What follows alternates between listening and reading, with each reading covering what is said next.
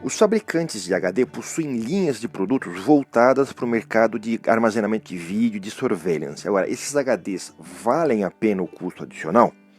Bom, a resposta é sim, eles costumam valer a pena. Agora, para entender o porquê, vamos comparar as aplicações e os modos de trabalho do HD em cada tipo de ambiente. Em um desktop e um notebook, normalmente eles têm um ciclo de trabalho aí, horário comercial, vamos assim chamar, 8 horas por dia, e é um ciclo muito mais de leitura do que de gravação, do que de escrita. Num servidor, a operação já tende a ser 24 horas por dia, existem picos de mais utilização e menor utilização, mas o servidor fica ligado a 24 horas e, novamente, é muito mais leitura do que escrita. Já num servidor de gravação, num VMS, é muito mais escrita do que leitura. O disco fica gravando 24 horas por dia, porque as imagens tendem a ser geradas 24 horas por dia. Então, é um ciclo de trabalho muito diferente. A vida do HD dentro de um servidor de armazenamento de vídeo tem um ciclo de gravação intenso. Além disso, esses servidores eles costumam não ser instalados em lugares muito confortáveis para o equipamento, ambientes que tendem a ter ou não ter ar-condicionado, ou um ar-condicionado relativamente fraco, e também são equipamentos que não recebem muita atenção, usualmente não tem manutenção, então as ventoinhas acabam entupindo, acúmulo de pó, esse tipo de coisa. Moral da história, os HDs convencionais têm uma vida útil muito curta dentro desse ambiente. Em 2 anos eu começo a ter problemas de confiabilidade, basicamente o HD para de funcionar, e aí eu perco as minhas imagens, o gravador para de funcionar e eu tenho que fazer todo aquele ciclo de reinstalação, de manutenção. Ou seja, os HDs surveillance, eles são feitos, projetados, não só em termos de robustez, mas em termos também de como internamente ele trata as informações, otimizados para esse ambiente. Então são HDs mais robustos e que são dedicados a fazer maior quantidade de gravação. Uma outra questão que pode surgir é a comparação dos HDs surveillance com os HDs SSDs, de estados sólidos. Vale a pena eu ainda ir mais além e gastar no meu servidor de gravação um HD SSD, um sistema de HDs SSD para armazenar as imagens? Normalmente a resposta é não. Os SSDs eles vão ser mais caros, vão ter uma menor capacidade, e os SSD, a tecnologia de SSD também não é muito boa para gravações constantes.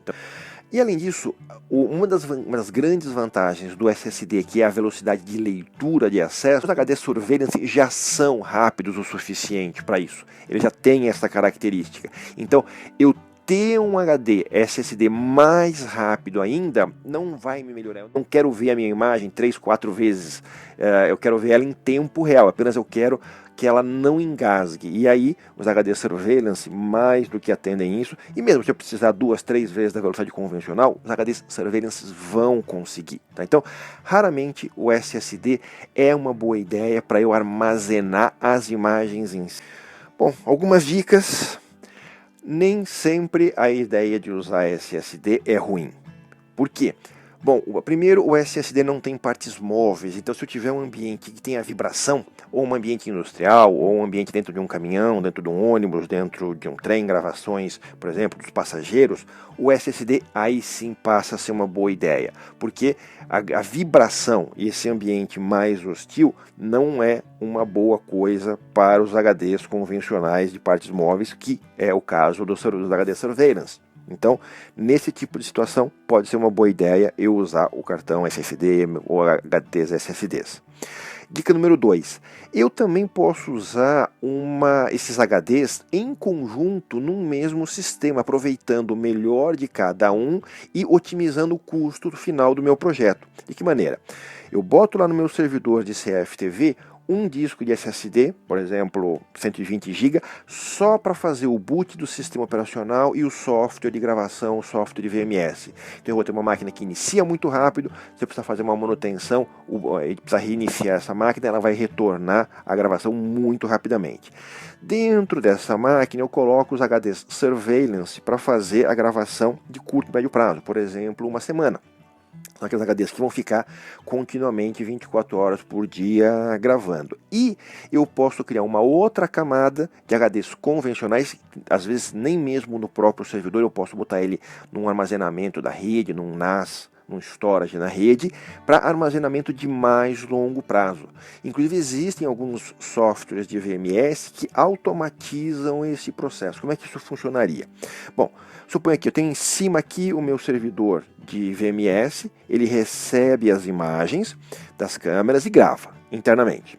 E embaixo eu tenho um NAS, um storage genérico com discos convencionais. Como é que funcionaria isso? Bom, chega o primeiro dia, eu tenho aqui, vamos marcar com essas coisas, quadradinhos azuis, a minha gravação. Eu tenho aqui isso de gravação no primeiro dia. Depois, segundo dia, terceiro dia, quarto dia, vamos supor que eu coloquei aqui 7 dias para gravar 5, 6, 7. No 8º dia, o VMS automaticamente pega aquela gravação, aquelas imagens, aqueles dados mais antigos e jogam para o armazenamento na rede para o NAS. Por exemplo, às 2 da manhã eu programo para ele fazer essa migração. Vai ser um processo aí de meia hora, talvez 1 hora, e joguei todos os dados para esse NAS. E aí eu liberei o meu espaço no meu servidor de armazenamento, nos meus discos surveillance, para o próximo dia. E aí a vida continua repetitivamente, todo dia, no horário que eu programei, 2 horas da manhã, o VMS automaticamente joga a imagem para o NAS. Aí você vai falar, pô, mas eu não vou ter o problema no NAS de excesso de gravação? Não, repare, eu só estou gravando no NAS, eu estou fazendo a coisa no atacado. No final do dia ou no começo do dia seguinte, eu jogo por 1 hora todos os dados do servidor de VMS para o meu NAS. Então, o meu disco do NAS não está sofrendo esse sistema de gravação 24 horas. Quem está são os discos surveillance lá aqui em cima no servidor de VMS. Mais uma vez, muito obrigado. Se vocês gostaram, por favor, não esqueçam de dar um like. Isso ajuda a gente a saber o que a gente está agradando ou não. Se vocês não assinaram, por favor, assinem. Assim vocês vão ficar sabendo dos nossos próximos vídeos. Tenha meu e-mail de contato, sempre se alguém precisar de informação, se alguém tiver alguma dúvida. Ou então, deixe aí nos comentários abaixo que a gente tenta responder o mais rápido possível. Um abraço para todos.